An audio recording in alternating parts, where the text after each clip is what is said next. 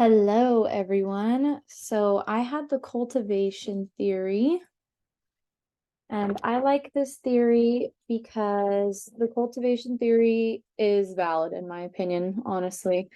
My generation went from pretending to be our favorite TV characters as children to changing the way we speak, dress, and even act based on media in adulthood.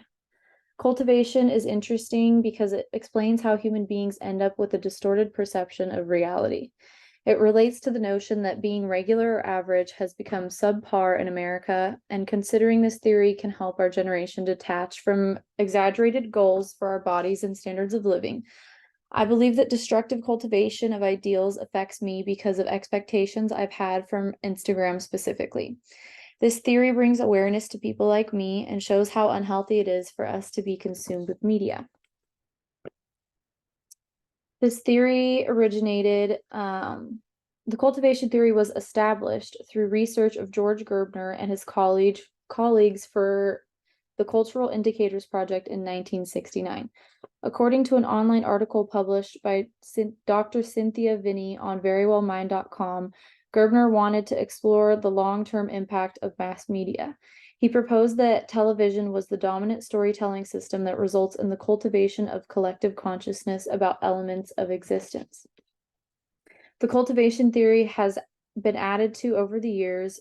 In her peer-reviewed article on simplypsychology.com, Ayesh Pereira writes that while Gerbner was primarily focused on television, later researchers had delved into other forms of media such as reality and video games, proving that the theory has advanced. Today, we have so many different avenues and access to entertainment, the internet, and each other. So as technology evolves, so must our research about how it's affecting us. How has this theory drifted from relevance, or why is it still relevant? Personally, I feel like this theory has only gained relevance because of our growing dependence on technology. A peer-reviewed study titled Every Instagram Counts by Jan Philip Stein, Elena Krauss, and Peter Oler states that because social media typically suggests that beauty equals likability, users are conditioned to adopt the conveyed beauty ideals if they look for approval from the virtual community.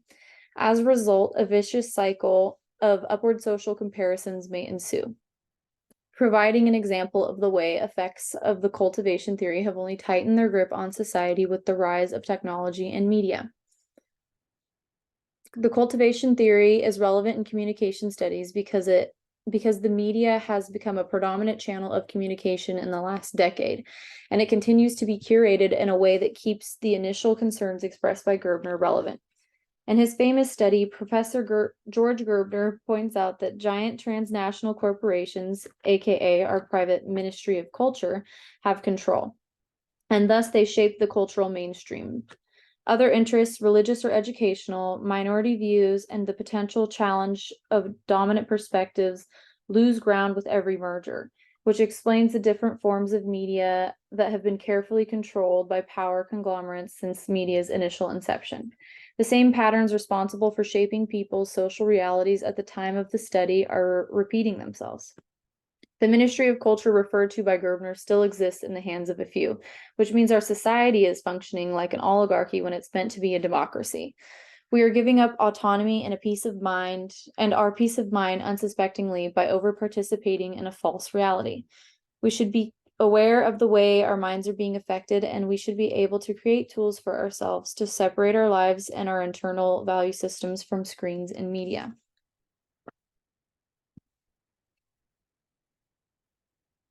Overview and components of cultivation theory.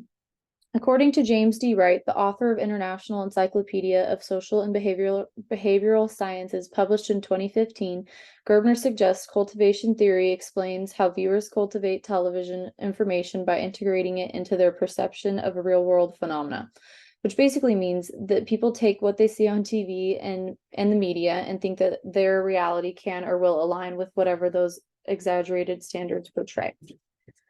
Cultivation theory has 5 components, which are media exposure, cultivation differential, mainstreaming, resonance, and mean world syndrome.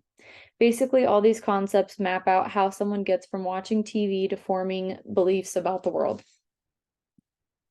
What are some strengths and weaknesses of the theory? According to an article by Professor Cholju Lee and Jeff Niederdeep that was published from an academic journal, PubMed Central, in 2011, two major critiques of the cultivation theory are failure to account for third variable explanations, which doesn't recognize correlations between TV viewing, real-world beliefs, and potential third variable explanations, and then the causal order, or lack of evidence about causal order between TV viewing and perceptions of reality.